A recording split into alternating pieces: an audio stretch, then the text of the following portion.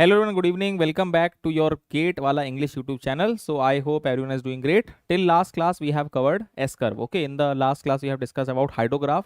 What are the different factors that affect your hydrograph? All the things we have discussed in last class. Before starting, everyone kindly comment that I am fully audible and visible to you all. Okay, before moving further, tell me. So in today's lecture we are going to start flood basically, and one topic was left in your hydrology in hydrograph chapter, that is your instantaneous unit hydrograph. So we are going to discuss that. Okay, so tell me that if I am fully audible and visible to you all, then I will begin. So yes, so basically today we have to see, this is your basically lecture number 25. This is basically your lecture number 25 of hydrology. This is your lecture number 25. So today we are going to start with flood. Okay, this is lecture number 25. So basically two classes are left now. We will discuss flood, and in one class we will discuss flood routing. Okay, both of the topics we have to discuss, but before starting we will start today instantaneous unit hydrograph. Okay, S curve is fully clear to you, and we have solved many problems also how to solve S curve. Okay, we have discussed how to solve S curve. I hope it is very clear to you. Wait a second, let me take a blank slide so that yes, so here I will write the S curve, instantaneous unit hydrograph, sorry. Okay, so the very first topic which we have to discuss is instantaneous unit hydrograph. Instantaneous unit hydrograph, last topic of your hydrograph chapter. Okay, after this all the things will come to an end. Okay, so IUH is left only. So this is your last topic of instantaneous unit of hydrograph, which is your instantaneous unit hydrograph. Okay, so now let us understand what is instantaneous unit hydrograph basically. Wait a second. Tell me if I am fully audible and visible to you all once. Okay, teach maths in Parakram English batch. Okay, there Vinay sir will be teaching you maths. Okay, in English Vinay sir will be teaching you maths, and in Hindi I will be teaching maths. Okay, good evening everyone. Okay, so today we are going to discuss with instantaneous unit hydrograph. Now, what exactly instantaneous unit hydrograph is? What exactly instantaneous unit hydrograph is? See, it is a different kind of unit hydrograph. Let me make the ink thinner. Okay, so a unit hydrograph of infinitely small duration. A unit hydrograph of infinitely small duration okay sir, is called instantaneous unit hydrograph. Okay, this is your IUH. See, basically sir, you have told me that DR unit hydrograph is there. Sir, you have told me 2-hour unit hydrograph is there, 3-hour unit hydrograph there, and also you have told me how to convert one duration unit hydrograph into another duration unit hydrograph. You have told me this thing. So I hope you remember that for every unit hydrograph, basically we have two things. For every unit hydrograph, basically we have two things. The first thing is duration. It can be 6 hour, 12 hour, 10 hour, like that. And second thing is effective rainfall depth, which will always be equal to 1 centimeter. Why? Because it's a unit hydrograph. Okay, because it is a unit hydrograph. Okay sir, no problem. But in instantaneous unit hydrograph, sir, you are saying that we are taking D almost tending to 0. We are taking the duration value very small, infinitely small as possible. That's why I'm calling it as instantaneous. We are assuming that rainfall is happening here instantaneously on the entire catchment. Okay, so D will be equal to 0, or you can say it 0R. Simply you can call it as 0R unit hydrograph. See, one thing you need to understand here. Okay sir, tell me one thing you need to understand. Tell me sir. See, basically you need to understand, if let us imagine we have 10 hour let us imagine we have 10-hour unit hydrograph. So 10-hour unit hydrograph will be having more base time. Let us say this is my 10-hour unit hydrograph. Now, if 1 centimeter effective rainfall depth occurs in 10 hours, and let us say 1 centimeter effective rainfall depth will occur in 8 hours, tell me where peak will be more. Where peak will be more? Tell me. Everyone kindly comment. Sir, we have 1 centimeter runoff in 10 hours and we have 1 centimeter runoff, same volume of runoff in 8 hours. So obviously, when this volume of runoff is there in 8 hours, when time is less, then obviously we will have quicker runoff, and then you will see more, you will see a sharper, hydrograph. Yes or no? Yes or no? So this will be your 8-hour unit runoff like this. Now, similarly, you need to understand if duration will increase. If duration of unit hydrograph increase, my peak will increase. Yes or no? If 4-hour unit hydrograph there, this will be the graph. Yes or no? So duration, when duration decreases, the peak will be increased. Okay. Yes. Yes. When we have less time, then peak will move upwards. Now try to understand if duration is almost zero. If duration is almost zero, okay, you are sir, you are saying that this 1 centimeter effective rainfall depth is happening in just almost 0.01 hour, like that. So obviously you will get the highest graph. Okay, you will get the highest graph. So if someone asks you like in which unit hydrograph I will get the highest peak, you will say I will get the highest peak in instantaneous unit hydrograph. This is what, sir? This is your instantaneous unit hydrograph. This is your instantaneous unit hydrograph. Okay, this is your instantaneous unit hydrograph. I hope this thing is very, very clear to you. Yes, sir. Now, why we are doing this? Why we are interested in finding instantaneous unit hydrograph? See, the main advantage is, the main advantage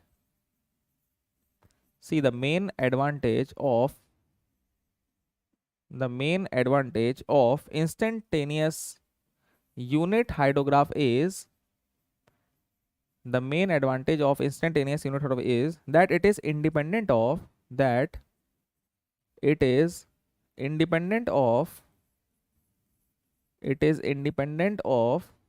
duration, because duration is infinitely small.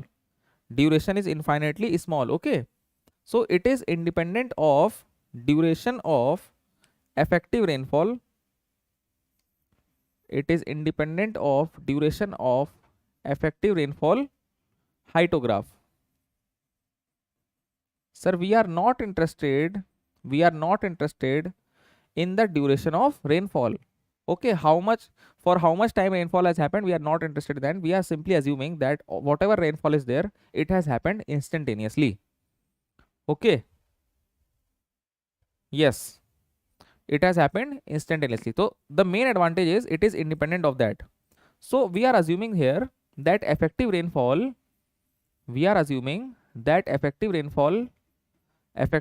has occurred instantaneously.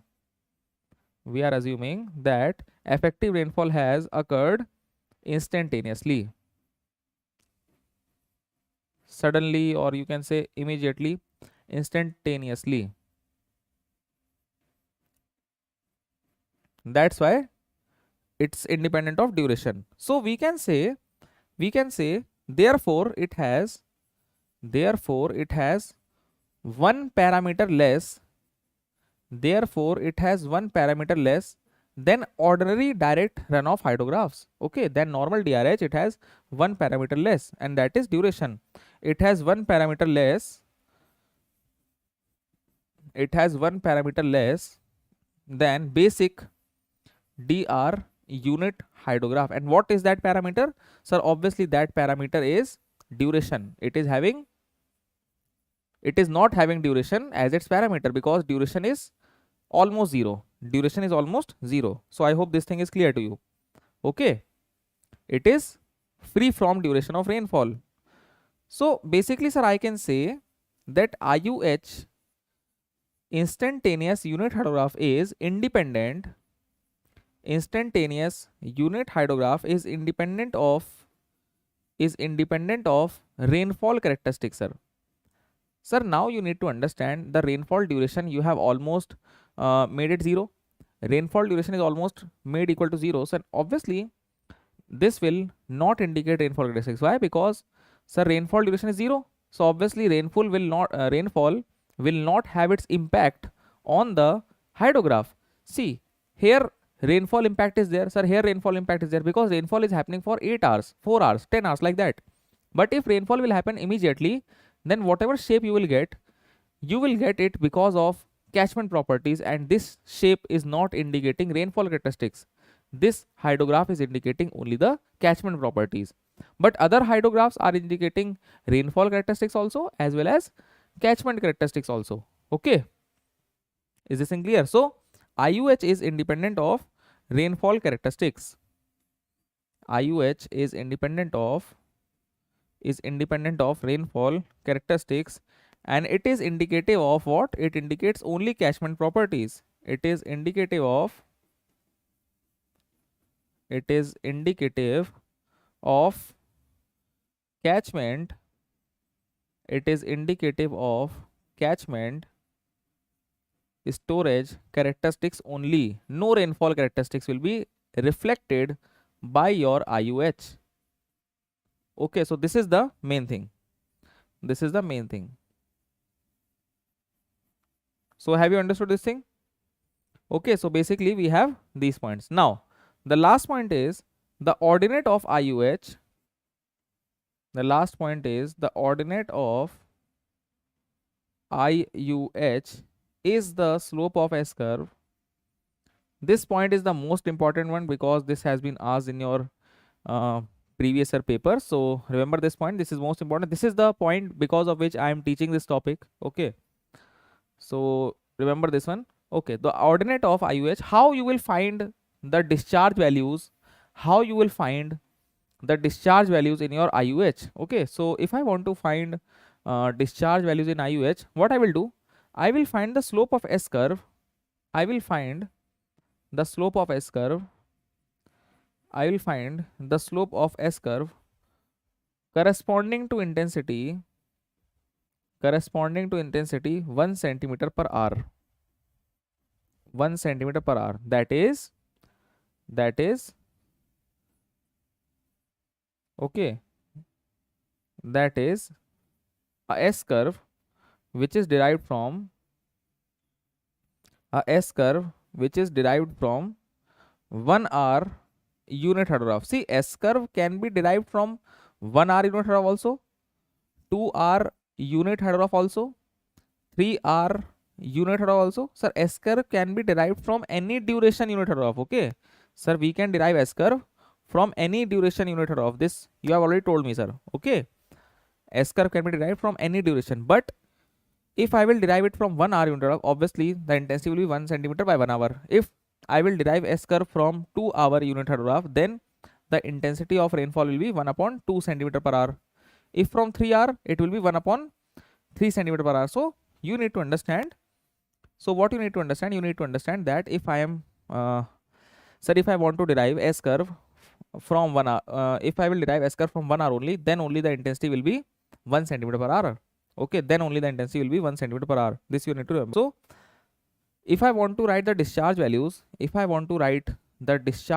respect to time in this one, okay, for the first case, if I want to write the discharge values with respect to time, it will be nothing but slope of S curve. Simply it will be the slope of S curve. Okay, ds by dt.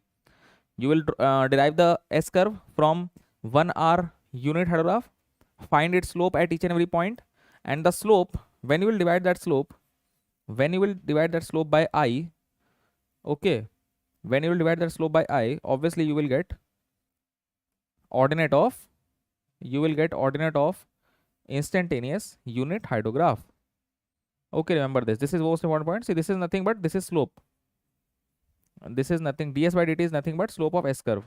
And when you will divide it by I will say slope of S curve per unit excess rainfall intensity is nothing but ordinate of instantaneous unit hydrograph. Okay. This is the most important thing. In examinations, they will ask you like how you will obtain the discharge values or ordinates of your IUH. You will say slope of S curve divided by intensity, or you can say slope of S curve per unit intensity. Slope of S curve for intensity 1 centimeter per hour.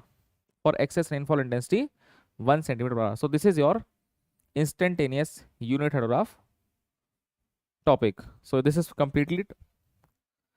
So this is completed now. Is this clear? Tell me. So instantaneous unit hydrograph is clear to you. So basically, sir, you are saying instantaneous unit hydrograph is independent of duration. So obviously it will not indicate rainfall characteristics. It will only indicate catchment storage characteristics. Okay.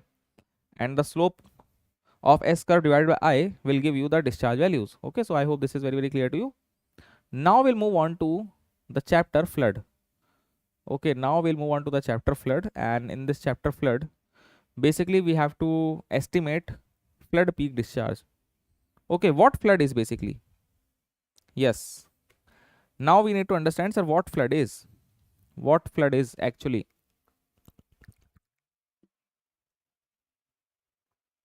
Okay, sir, tell me.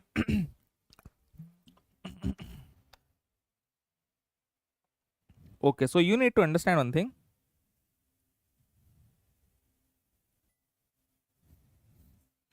See, basically, if someone asks you like what is flood, you will say, if someone asks you exactly what flood is, you will say, sir, flood is nothing but any flow which is relatively higher and is overtopping the banks of river.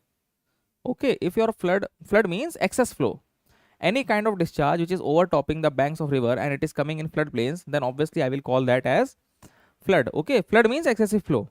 Flood means excessive flow. So if I want to write the basic definition of flood, I will say flood is simply any flow. Flood is simply any flow. Basically, in this chapter, we are going to discuss what flood is, how we control it, and how we measure it.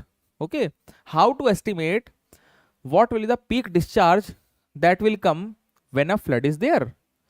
So what hydrologists are doing, that we have to understand. Okay, so basically first let us write the definition of flood. So flood simply is any flow which is relatively high. Sir, any flow which is relatively high. Okay, any flow which is relatively high, or you can simply say unusually higher stages. You can simply say unusually higher stages. That means the depth of water is too much. So the depth of water in the river or stream is too much. You can say that. So unusually higher stages and which overtops natural and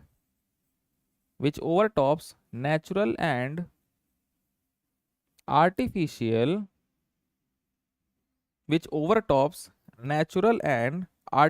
banks.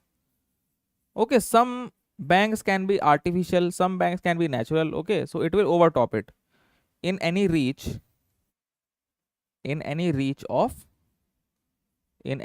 river or stream, in any reach of a river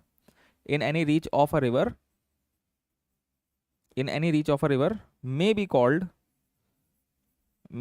as a flood. Okay, so basically flood means high discharge. Sir, my river is experiencing high discharge. This is the ultimate meaning. Okay, so flood simply means a high discharge. Okay, so how do I control it, sir? Okay, how do I control it? You need to understand, sir. Flood means simply a high discharge. So how do we control it? Tell me, sir. I'm interested in knowing how we control it. See, firstly, we are interested, you need to understand. Firstly, we are interested in, let me tell you one thing. See, basically, we are interested in finding the peak discharge. Why? Sir, because you need to understand, if my river is there, okay, and if I want to construct, or let us say, if I want to design any kind of hydraulic structure on that river, or any kind of project if I want to undertake on that river, then obviously I am interested in the peak discharge. Yes or no? The peak discharge will give me the idea what will be the highest flood value or highest discharge in this river, and accordingly I will design my dam or bridge or culvert or weir or barrage, whatever kind of structure there is. I will design it in, you can say, correspondence with the peak discharge. Okay, the more the peak discharge, The more the peak discharge, I have to take more safety. I have to take more safety while constructing the bridge on the river. Yes or no? So we are interested in finding the, are you able to understand this? Okay, so simply sir, you are saying, we are interested, simply sir, you are saying we are interested in finding flood peak discharge. Sir, we are interested in finding,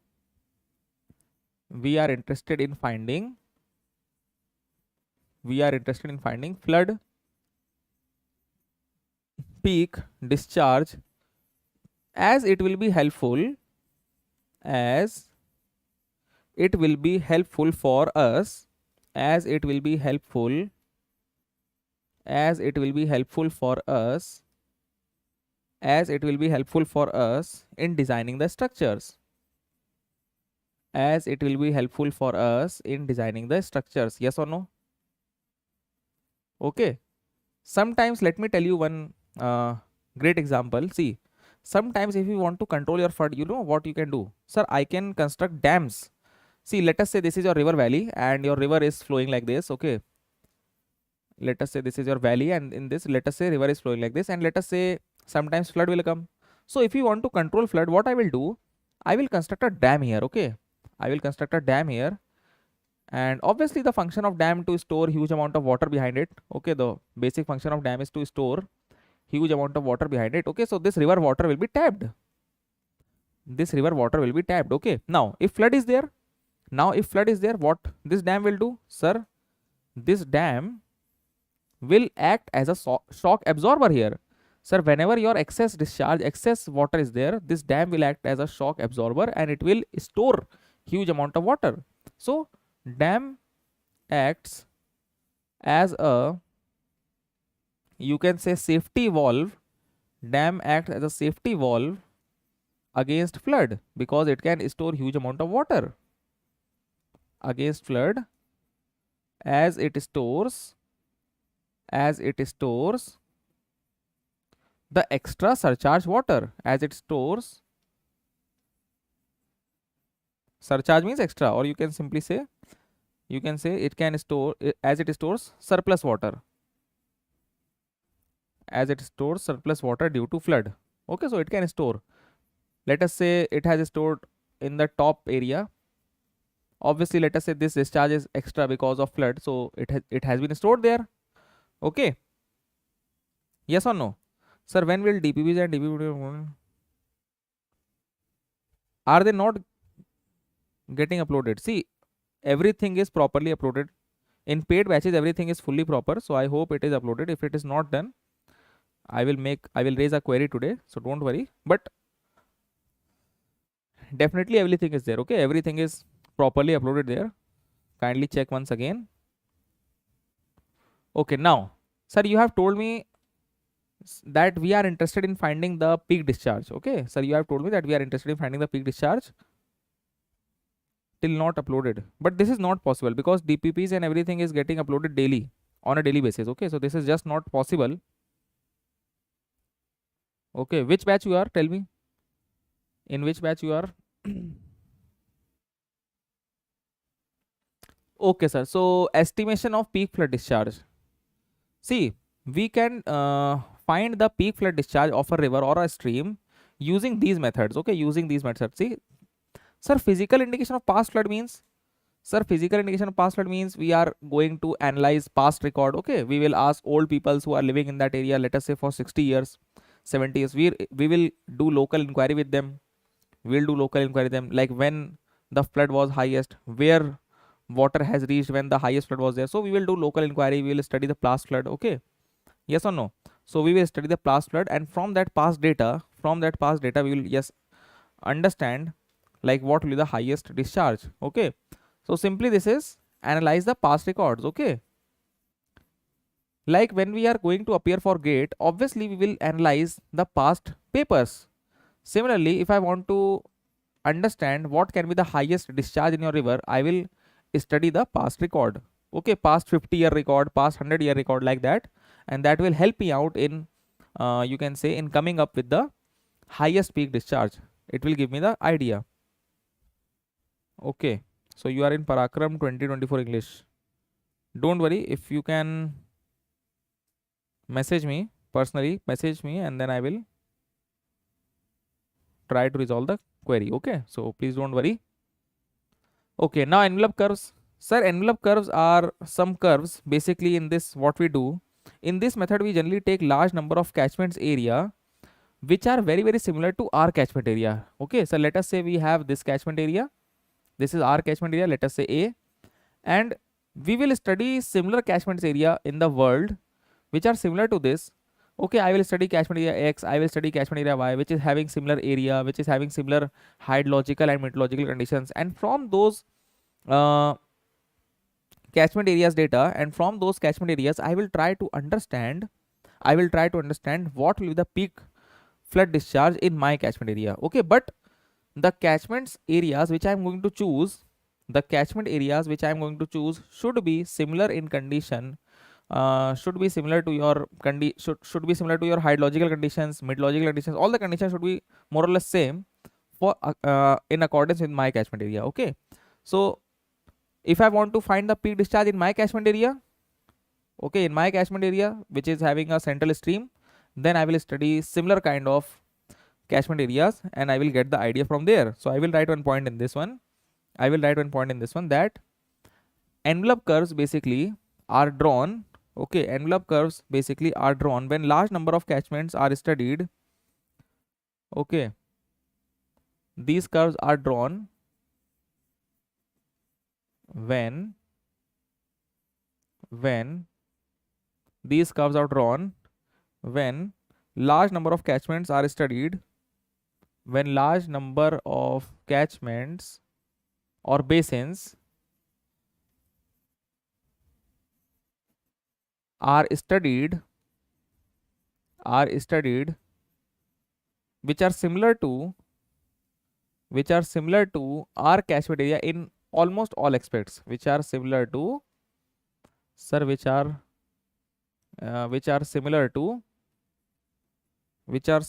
our catchment. Okay, which are similar in hydrological, meteorological and topographical conditions, which are similar in hydrological, meteorological and topographical conditions. Okay, so this is the envelope curve. So with this data I will draw envelope curves. Okay, with this data I will draw envelope curves, and from those envelope curves, once I got the envelope curve, once I have drawn the envelope curve, on this envelope curve obviously I will draw peak discharge here and area here. Okay, once I have this curve, sir, I will simply put my catchment area and read the peak discharge. Okay, like this I will do. Okay, but this curve will be drawn after studying large number of catchment areas. Okay, so this is another method of finding your peak discharge. Now what else? Sir, I will use unit hydrograph theory. Sir, unit hydrograph theory was given by scientist Sherman. Okay, Sherman in 1932 introduced unit hydrograph theory, and according to him, sir, we can find the peak discharge without even going to the outlet of catchment, simply by using the formula. If I want to find the flood peak, if I want to find the flood runoff hydrograph peak, okay, from unit hydrograph method, what I have to do? I have to simply multiply unit hydrograph peak by effective rainfall depth. Okay, sir, and then we have to add base flow. Simply by using this formula, I will get what will be the peak of my storm, what will be the peak of the flood runoff hydrograph. Whenever flood is there, whenever a storm, you can say whenever a major storm or intense storm is there, what will be the peak of the flood that we will get. Okay, yes or no? So this is your unit hydrograph method. We will discuss all the methods one by one. Yes, hydrology DVs and PDFs not uploaded as per schedule, and as per schedule mathematics start from 20th Feb but till. Okay dear, see, yes, you are right. See, schedule has been changed. Okay, kindly check the updated schedule. Schedule has been changed, follow it, and according to your updated schedule, you will get everything delivered properly. Okay, kindly check the new schedule.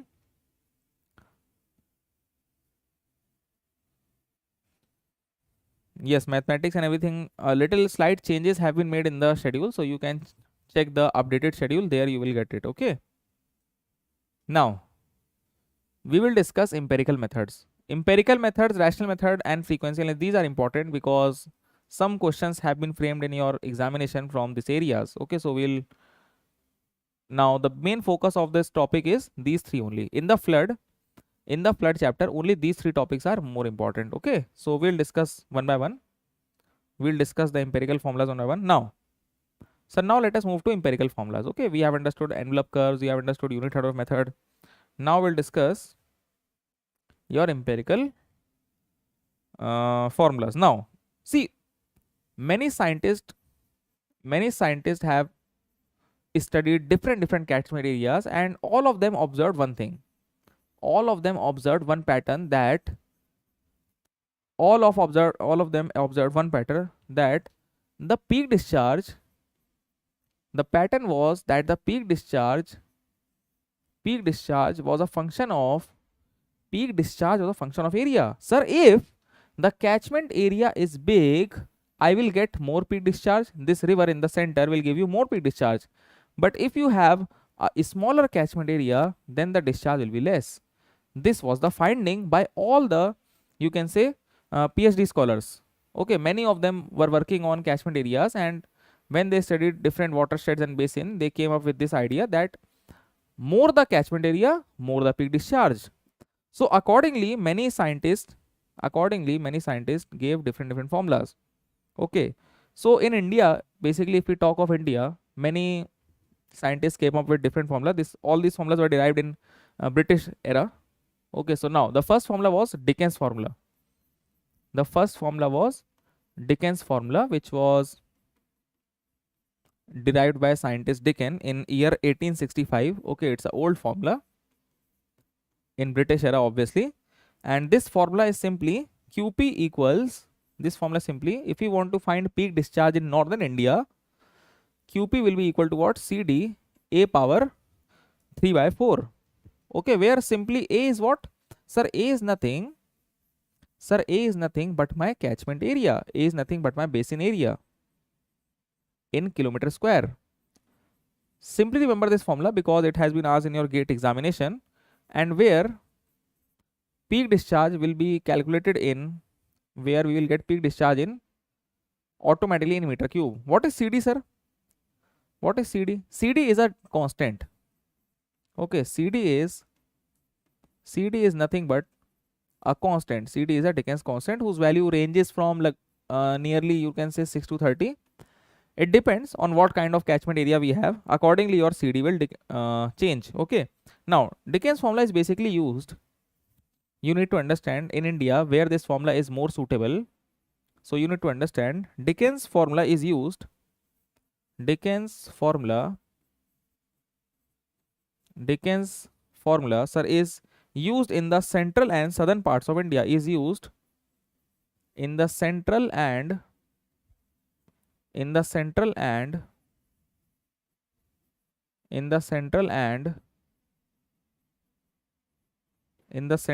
southern parts of India. Basically, this is,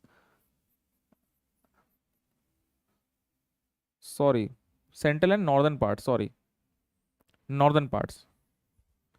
Sorry, it's a mistake. I will write here in central and northern parts. Basically, in your Himalayan region, okay, in Uttarakhand region, UP region, there you will use this formula. Okay, now, so what about sir south?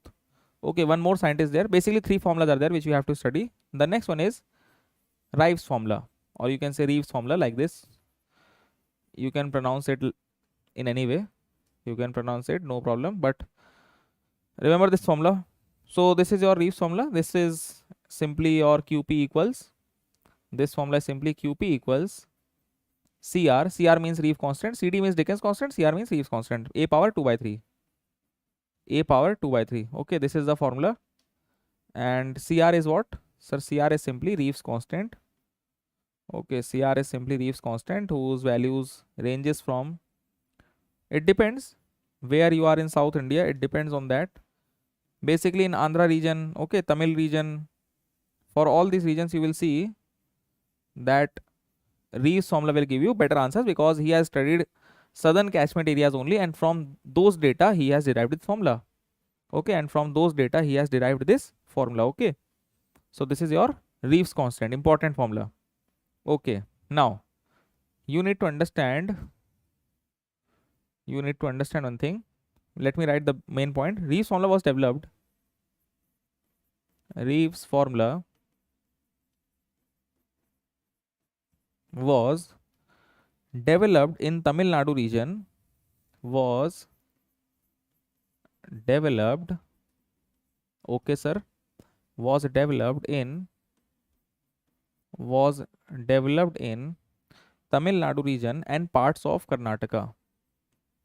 Was developed in Tamil Nadu region and parts of Karnataka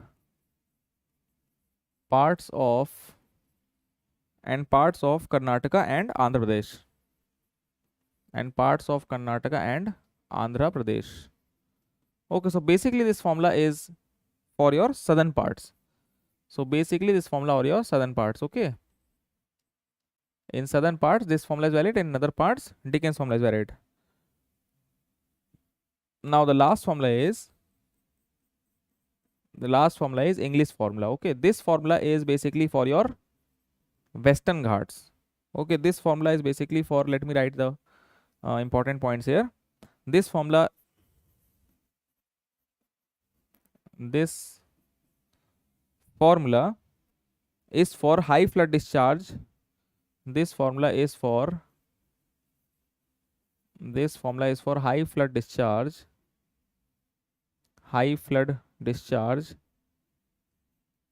in a fan shaped catchment.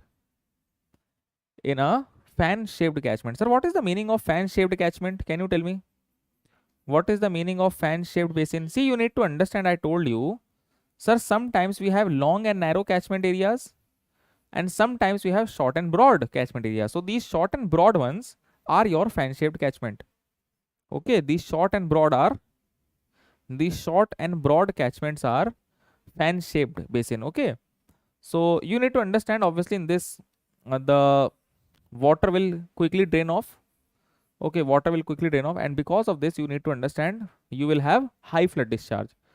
High flood discharge is there when you have short and broad catchment areas as compared to long and narrow. You will see that short and broad catchment areas will give me high flood discharge. Yes or no? Okay, sir. So if I want to find the peak discharge using English formula, it will be equal to 124a upon under root a plus 10.4, and see, you can approximately see, if you take this as root a, this root and a will get cancelled. See, we have 10.4 here also, so we'll reduce one number here, so it will be approximately equal to 123a. If you want to reduce it, or simply write the exact formula. Okay, in all the formulas you need to understand, in all the formulas which you have discussed till now, the area we will keep it in kilometer square and the answer we will get in automatically in meter cube per second. The area will put in kilometer square and the answer will get in meter cube per second. Okay, so this you need to understand. So simply you are saying I will get the peak discharge values for each and every corresponding area. See, this formula is basically for Western Ghats. Let me write this point also. See, this formula is suitable for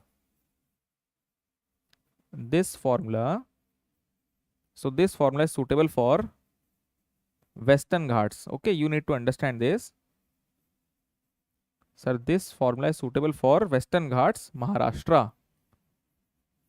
There the studies were carried out by English and he came up with this formula. Okay, so these are some empirical formulas which you have to remember. Okay, English Dickens formula has been asked in GATE examination once. So tell me, all these formulas are clear to you or not? Tell me if all these formulas are very clear to you. These are very important. Now after this we will start rational method. Okay, rational method is also important.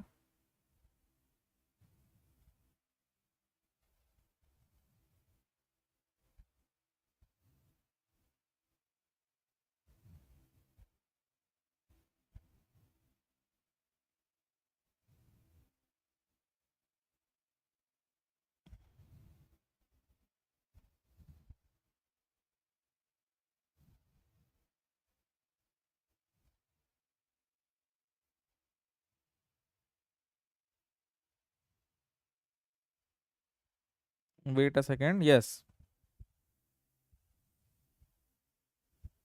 Okay. So now we'll discuss. Yes, it is clear. Very good. Now we'll discuss the fifth one, which is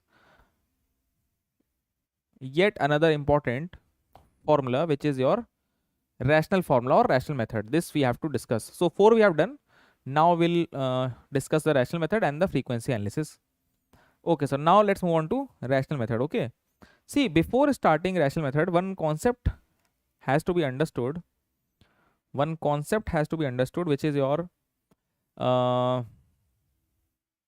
see, the heading should be rational method here. It should see, this heading should be rational method. So let me change it. Okay, this heading should be rational method. It's wrong here.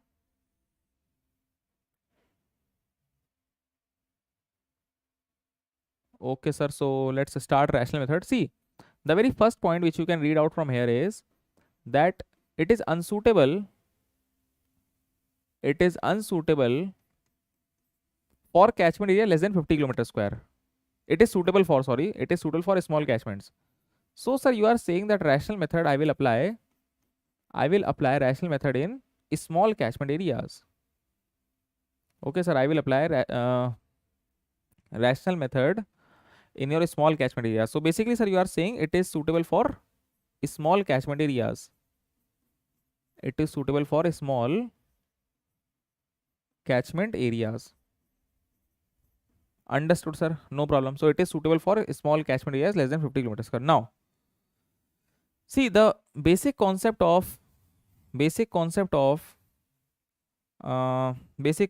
your rational method is, see, before understanding this rational method, I have to give you one concept. Okay, so listen very carefully. Yes, listen very carefully. See, let us say we have a catchment here. Okay, let us say we have a catchment here. Okay, sir. And in this catchment area at the center, let us say we have a stream. Now you need to understand all the water will ultimately come from when the rainfall will be there. All the water will ultimately drain off, and obviously it will try to reach your outlet. Yes or no? Sir, it will try to reach the outlet. Yes, sir. Yes, sir. For sure, sir, it will try to reach your outlet. Okay, it will try to reach the outlet. Now, sir, obviously, see, we can draw some lines here. Listen very carefully. See, we can draw some lines here. Let us say this line. Okay. Now, try to understand whatever water is falling on this line will reach your outlet, let us say, in 1 hour. Okay, sir, whatever water is falling on this line will reach your outlet, let us say, in 2 hours. And whatever water is falling here, it will obviously take more time to reach the outlet. Let us say it is reaching your outlet in 3 hours. So obviously, you can say the farther the water is from outlet, the more time it will take to reach the outlet. Yes or no? And these lines are known as isochrones. Isochrone means it is joining the points in the catchment area which are having same time of travel of runoff. Yes or no? So one thing I need to understand, see, I will write two definitions here. One is your isochrone and one is your time of concentration. Two things we have to discuss. We have to write down two definitions. See, first we need to understand time of concentration. First we need to understand what is time of concentration. See, time of concentration simply is, sir, tell me. See, time of concentration simply is, see, some water will reach here in 1 hour, some will reach in 2 hours, some will reach in 3 hours, some water, see, the farthest water, see, the water which is reaching your outlet from the farthermost time, let us say it is taking 3.5 hour. From the remotest point, from the farthest point, water takes, let us say 3.5 hours to reach your outlet. So I will say this is your time of concentration, TC. So time of concentration means the maximum time taken by any single water droplet, or you can say the maximum time taken by surface runoff to reach the outlet is your time of concentration. Okay, so I can write this definition here. What is time of concentration? So time of concentration simply is maximum time required by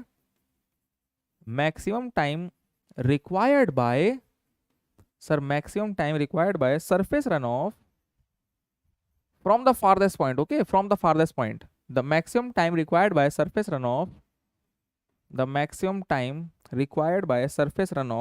to reach basin outlet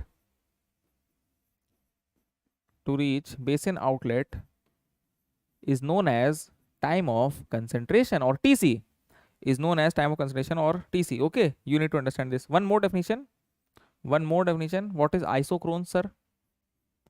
What is isochrones? See, you have to remember these definitions. Isochrones is important because once it has been asked in your GATE and ESC examination. Okay, so what is isochrone, sir? Isochrone is a line joining points which are having equal time of travel. Okay, from this point it will take 1 hour, from this point it will take 1 hour for water to reach here. Okay, water will join this stream and it will reach in 1 hour. So what is isochrone? Sir, isochrone is an imaginary line.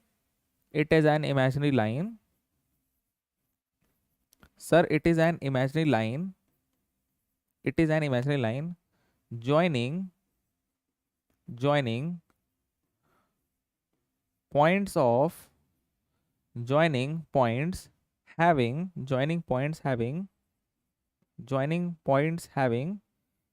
equal time of travel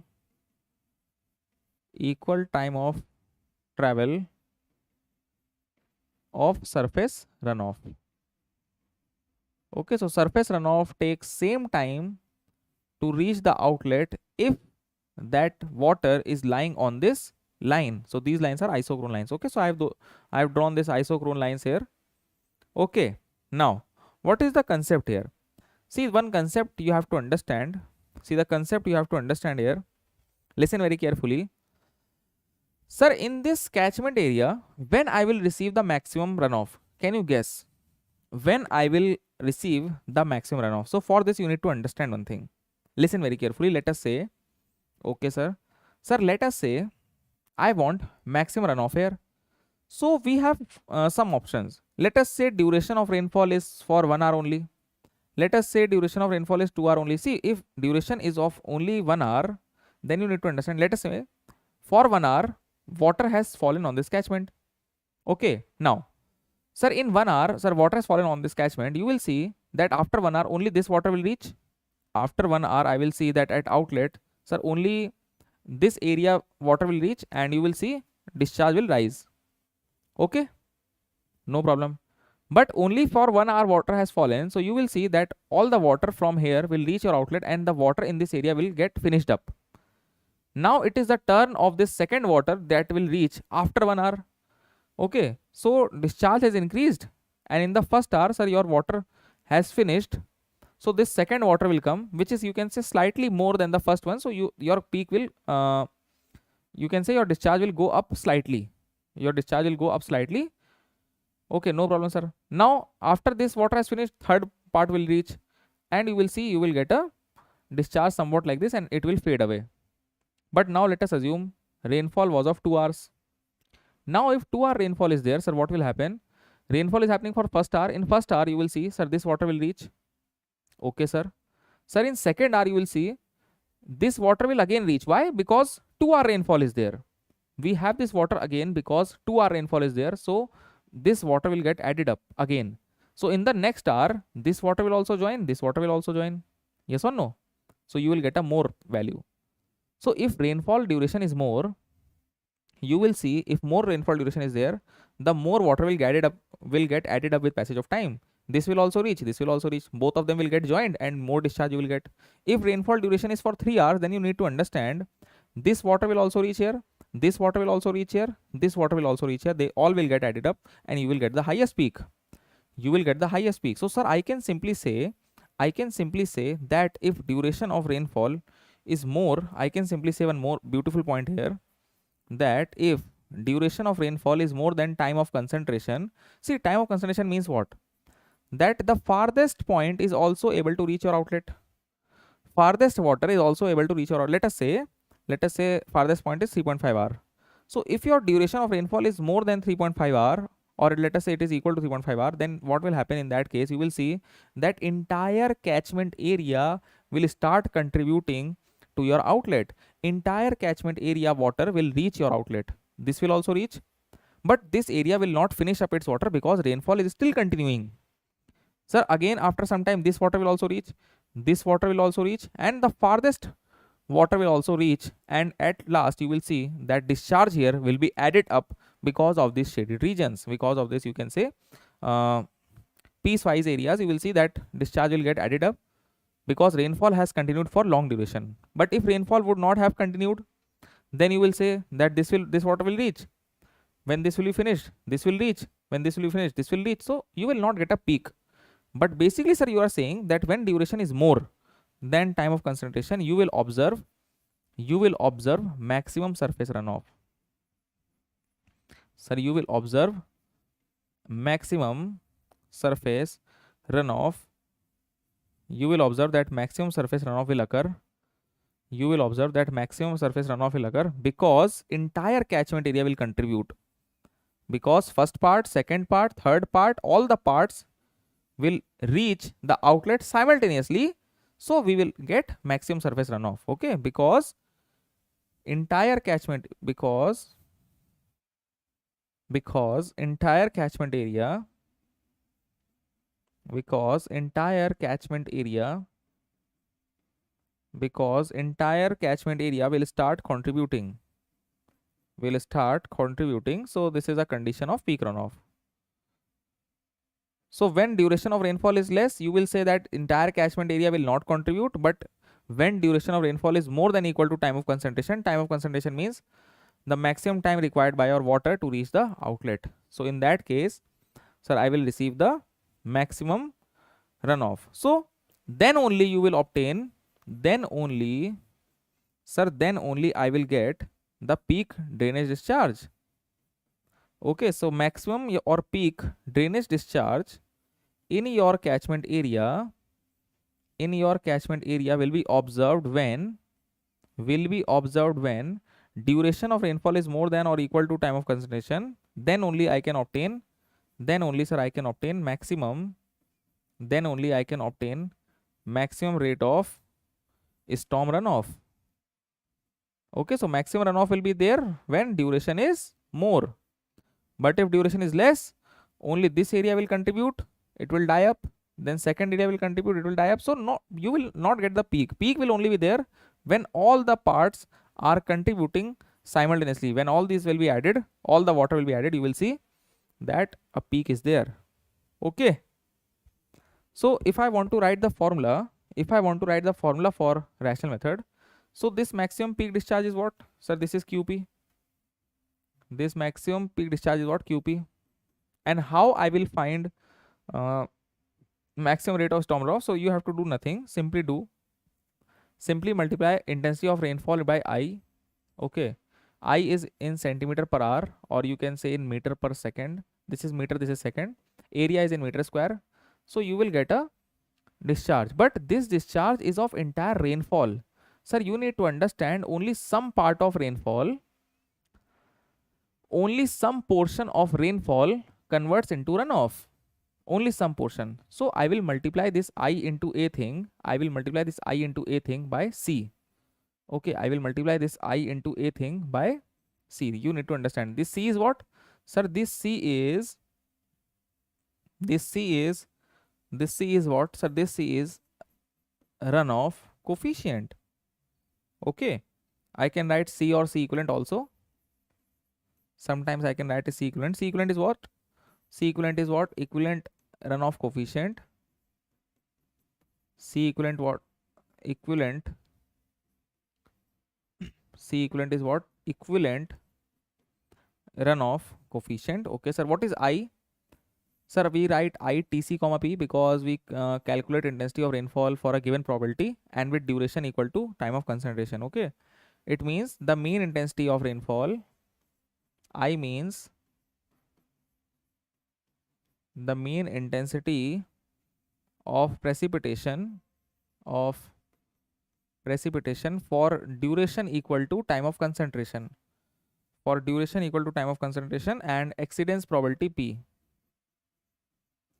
and that intensity having a probability of P. So that intensity will get exceeded with a probability of P. Okay, and it will be in, obviously this will be in centimeter per hour. Intensity will be in centimeter per hour. I will put intensity here in centimeter per hour, and A is what? A is area in kilometer square. See, one thing is wrong here. Okay, so tell me what is wrong here. You need to understand one thing. A factor is there which is 1 by 36. One factor is there which is 1 by 36. When a factor is there, then this formula is complete. Okay, then this formula is complete.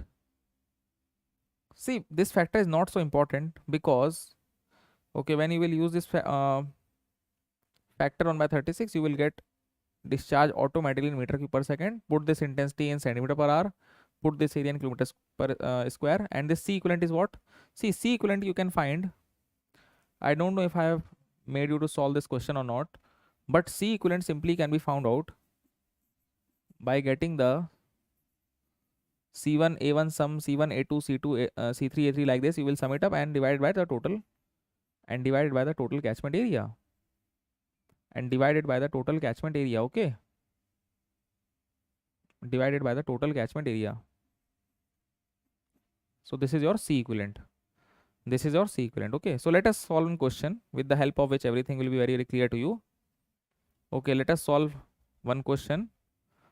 Okay, sir. So question is, the question is, find peak flood discharge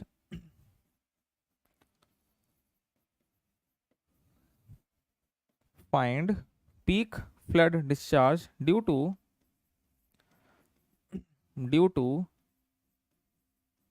rainfall of 50 year due to rainfall of 50 year in a basin of area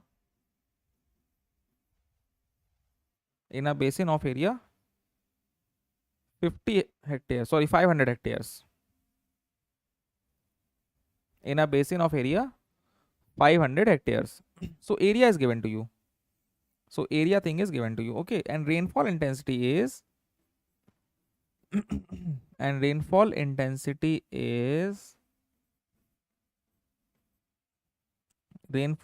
is given to you as 3 centimeter per hour. Okay, and coefficient of runoff coefficient is given to you as 0.35. So can you solve and get the value of peak discharge? See, if you are unable to write this factor, simply solve it by units. Okay, see, formula is QP equals CIA. Write CIA and convert it into meter and second, everything, and you will get the peak discharge. Find it, tell me how much you are getting. Yes, we have studied C equivalent. Yes, perfect. Great. Tell me how much you are getting here.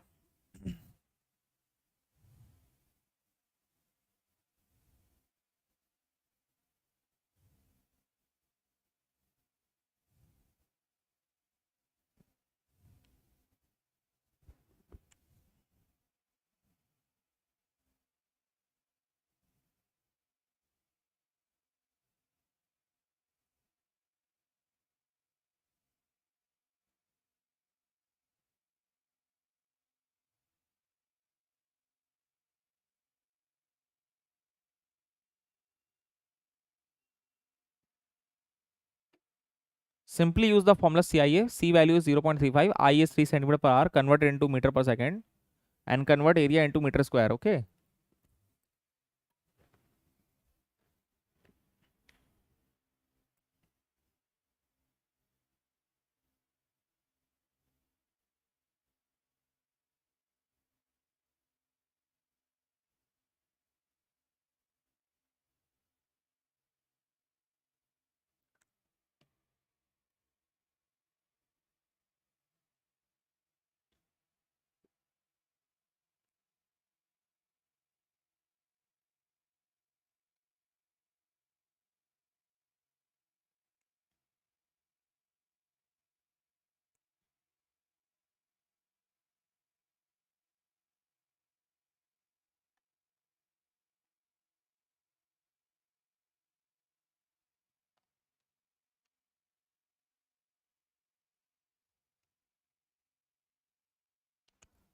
Okay, so have you got it?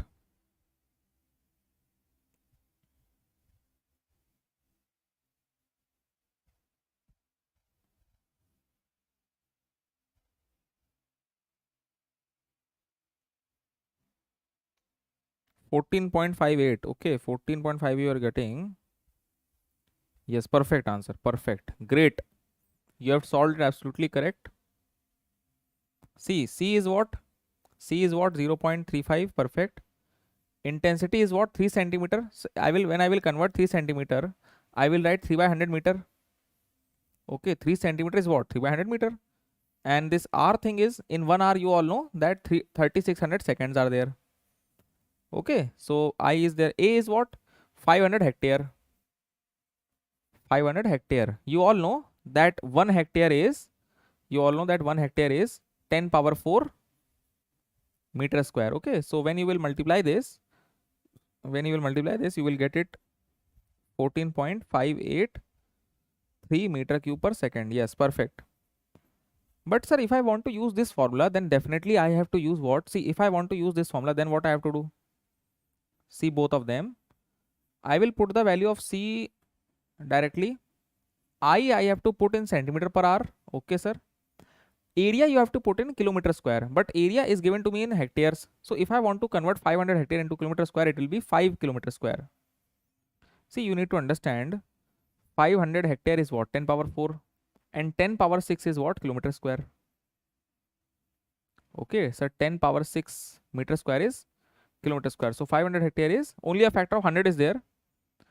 Factor of 100 is there in it. So you will say that peak discharge is what? Peak discharge is what? So peak discharge is simply 1 by 36.35 into 3 into 5. So when you will solve it, again you will get 14.58. Okay.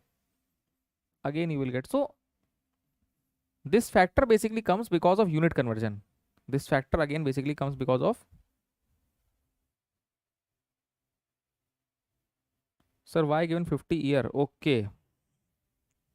See, this means this kind of discharge repeats itself. See, I have told you written period or not, tell me. See, I have told you about written period. You need to understand very carefully. See, written period you have understood or not? See, I have given you one formula when I have told you intensity, duration, frequency curve. Listen very carefully.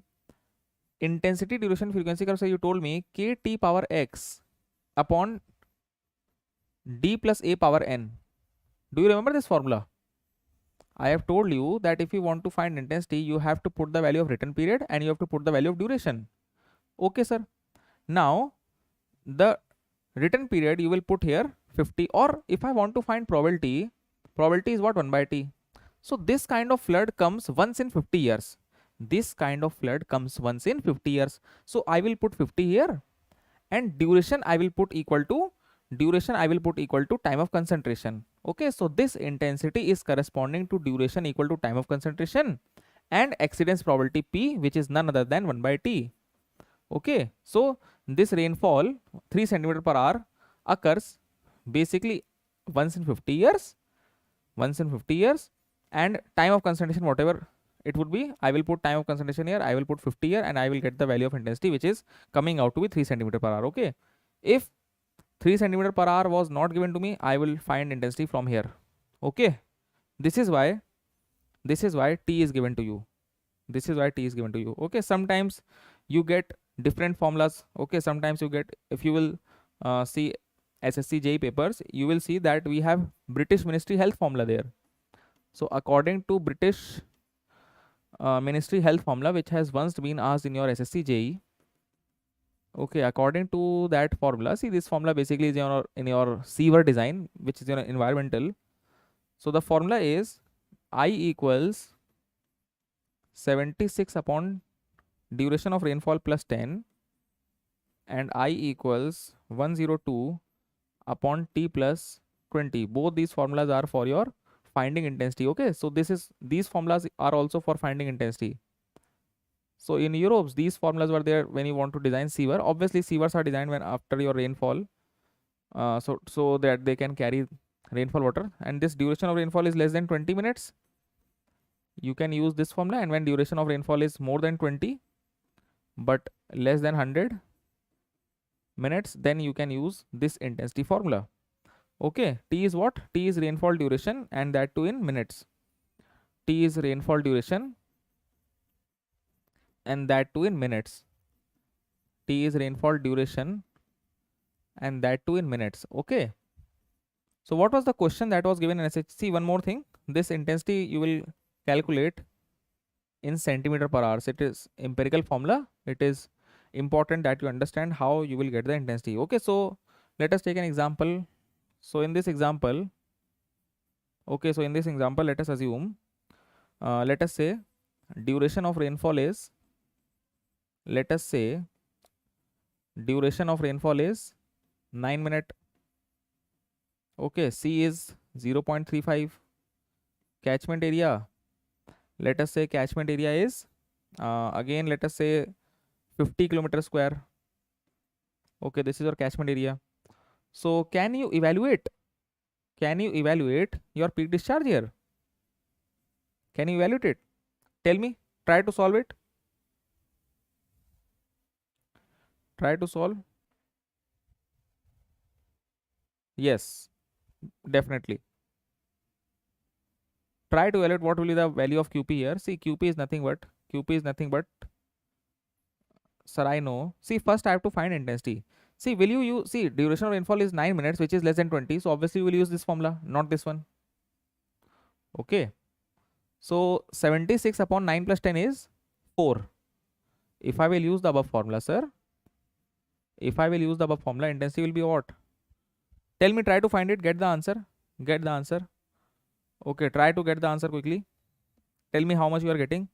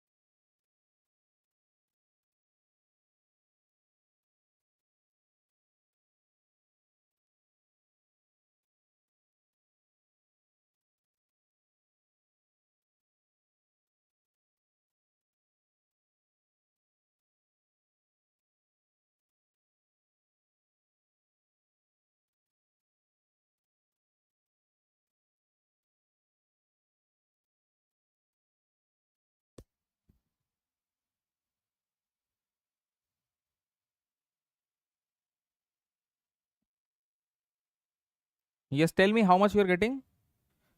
125.625. Okay, no, you are doing it wrong. See, I will be equal to, see, 76 upon see, t is in minutes. I will write 9 here. You told me, sir, duration is in minutes, so I will write 9 minutes here because duration is 9. So I will write 9 plus 10. 76 upon 19 is what? 76 upon 19 is 4. Okay, so intensity is 4. So how I will find QP? The formula for QP is 1 by 36 CIA. 1 by 36. C is what? 0.35. Intensity of rainfall we have just now found out, 4, and area is in kilometer square. I will simply write it directly. See, when area is in kilometer square and intensity is in centimeter per hour, you can use this formula directly. You can use this formula directly. So when you solve this, you will get it as how much? When you will solve this, you will get QP equal 200 multiplied by 0.35 divided by 36. You will get it as 1.944. Okay, now when you will solve it, you will get it as 1.944. Okay, tell me, is this in clear?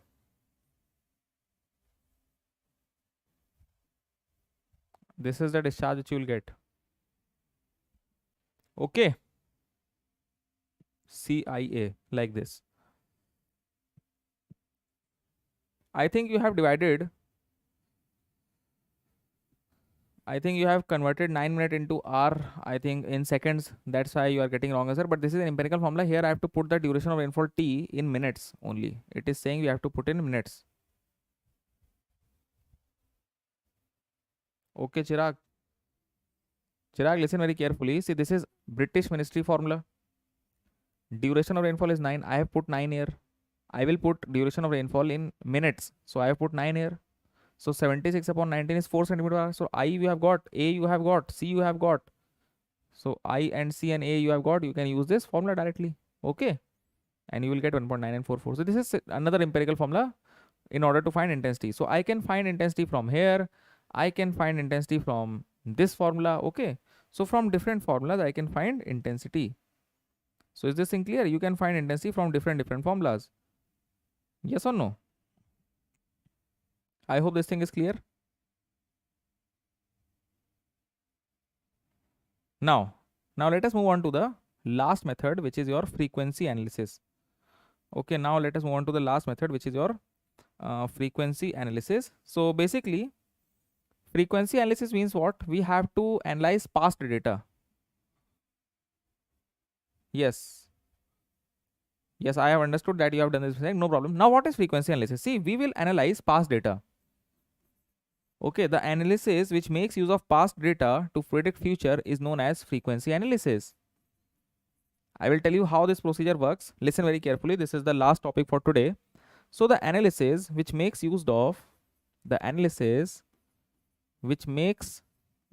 of past data, the analysis which makes use of past data to predict future flood events, to predict future flood events,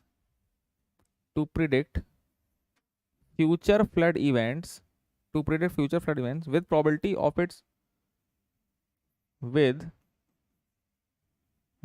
probabilities of its exceedance,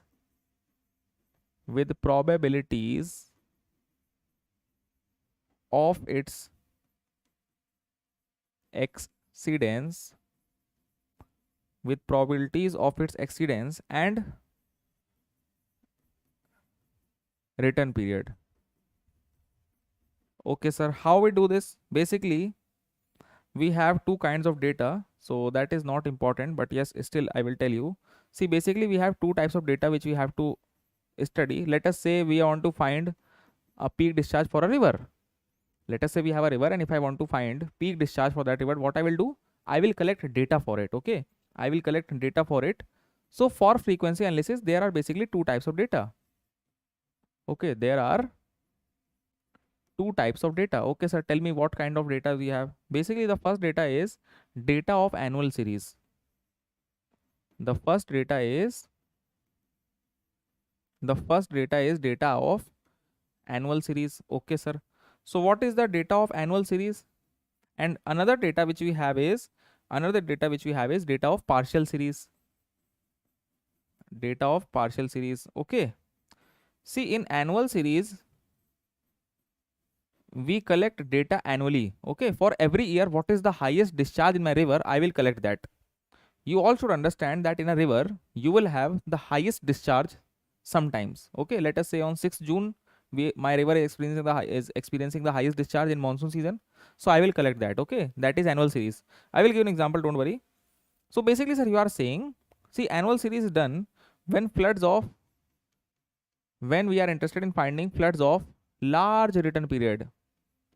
Sir, when we are interested in finding floods of large return period, then I will use annual series. And when I am interested in finding flood peaks of a small return period, those who are returning again and again, then I will use partial series. Sir, I have not understood clearly the difference between annual and partial series. Okay, so listen very carefully. Let us say this is my discharge versus time graph of a river. Let us say, sir, this is my, okay, let us say this is my discharge versus time. Let us say this is my discharge versus time graph of a river. And sir, in this river, I can see, let me draw it also. This is the discharge here and this is your time. So obviously the discharge in my river will change with time. Okay, you will see that discharge in the river will change. Okay, sir, sometimes it will go up. Okay, it will reach a peak value, it will come down. Again, it will reach a peak value, it will come down. Like this, you will see your discharge in the river will increase and it will decrease, it will increase, it will decrease. Like this, you will see many peaks will be there with passage of time.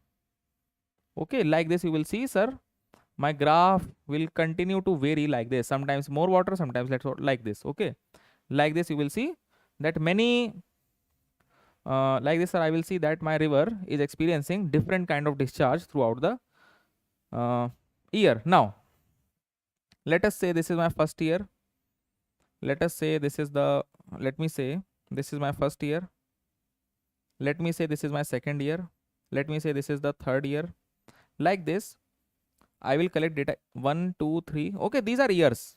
These are years which I am trying to write here in order to make you understand what is the difference between partial and annual series. Listen very carefully.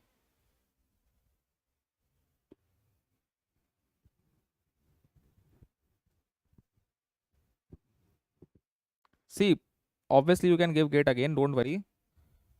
Do proper practice next time. Okay, do proper practice next time and give it.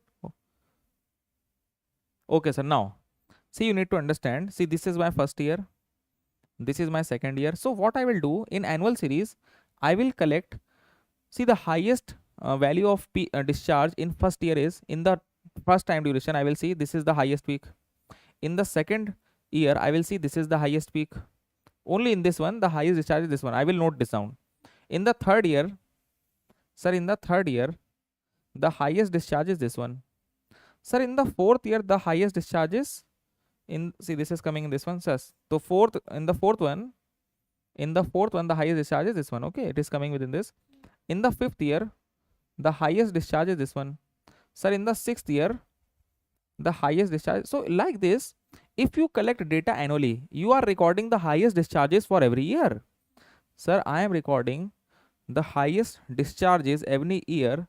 That is annual series. So when you will plot this data, like in 2020, this discharge, 2019, this discharge, 2018, this discharge. So when you will plot the highest discharges corresponding to the given year, we call it annual series. We call it annual series. Okay. Sir, you are saying the values. Sir, what you are saying here is the values of annual maximum flood, the values of annual maximum flood, the values of annual maximum flood for a given basin, the values of annual maximum flood for a given basin, for a given basin, for a given basin, for large number of successive years, for large number of successive years, for large number of successive years, that series or that data when plotted chronologically is called as annual series. Now what is partial series? See, in partial series you are going to write every discharge, you are going to write every peak. Okay sir, in partial series I will write all the highest values, I will add this also, I will add this also, I will add this also. So we are not taking year wise, I am simply taking the peak values, I am simply writing the peak values. Okay, I will simply write the peak values. So obviously if you write all the peak values, you will have more data, and you can see these peaks have occurred more frequently. That's why when we want to predict floods of a small return period, I will make partial series, because sir they are occurring more frequently, because they are occurring more frequently. This you need to understand from here. Okay, so you need to understand there is one general equation with the help of which this method is known as Gumbel's method basically. So we have general equation, we have one general equation, we have one general equation of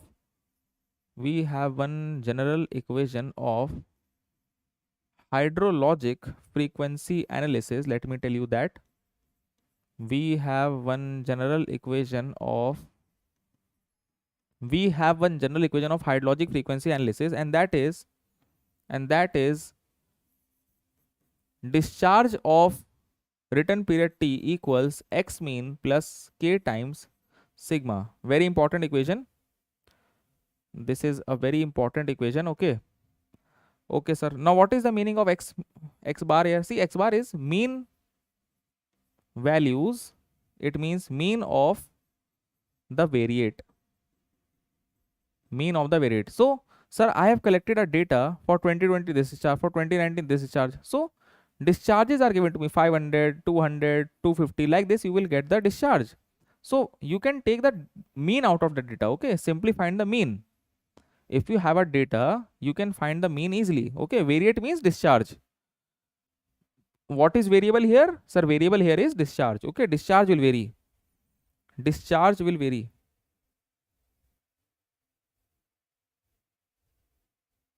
Okay, great dear. Okay, x mean is what? Mean of the variate. Now, what is sigma, sir? Sigma is standard deviation.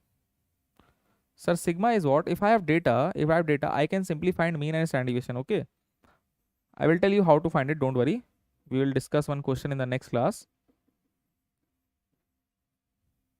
Of variate, what is k? Sir, k is a frequency factor. Sir, k is a frequency factor. Sir, k is a frequency factor. So, sir, you are saying I will use this equation for prediction of, see, I will use this equation, sir, I will use this equation for prediction of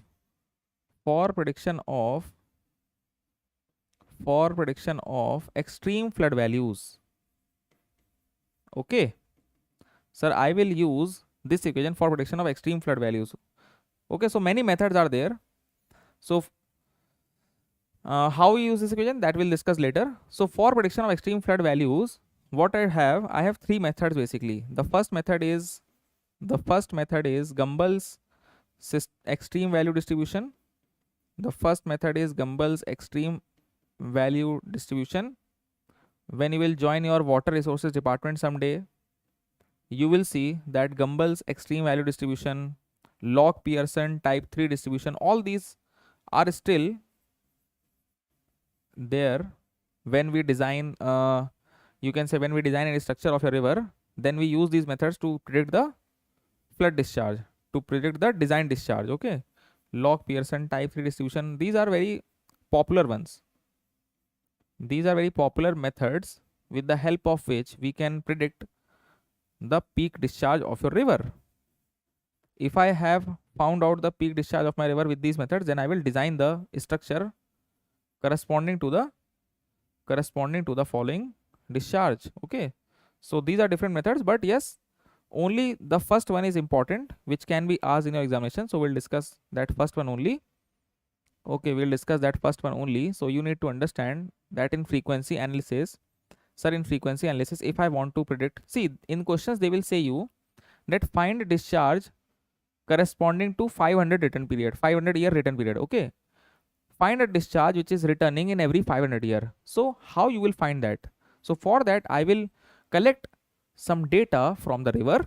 I will collect some data from the river, and then I will apply some formulas which are given by Gumbel, and I will find the discharge. Okay, but if I want to predict the discharge, if I want to predict this discharge, I will use some past data. I will use some past data. This is what I want to tell you from this class. Okay, I will use, sir, what I will use? I will use the past data. So past data will be used in order to predict the future. Okay, past data will be used in order to predict the future. So I hope this thing is very, very clear to you. Sir, you are simply saying that in frequency analysis, past data will be recorded of your river, and with that data, I will do some manipulations, use some formulas in order to predict the future flood events. What will be the maximum discharge that can come in future? Okay, so in that we are interested. Yes, yes, you are right. In optimum number of rain gauge also standard deviation was there. Yes, perfect. You are right. Same standard deviation. When we have data of precipitation, when we have data of discharges in the river, we find a standard deviation for that. Okay, so I hope this is very, very clear to you. Okay, so we'll end our lecture here, and we'll discuss in tomorrow's class. Basically, we are going to discuss Gumbel's method question. With that, we'll end our flood chapter, and we will discuss flood routing. Okay, flood routing chapter is left, and what flood routing exactly is, we will discuss in the next class. Okay, that will be the basically your last class. Okay, that will be basically your last class. So I hope you have enjoyed the lecture and you have understood everything completely. So basically in flood chapter, we have discussed what flood is and what are the different methods with the help of which I can find peak flood discharge. Tomorrow we will discuss the last method and what is flood routing, what exactly flood routing is, what are the basic techniques involved in it, what are the equations, and what kind of questions can be framed in your GATE and ESE examination. That we'll discuss tomorrow. Okay, so good night everyone, take care, stay blessed. We'll catch up tomorrow and cover the remaining topics.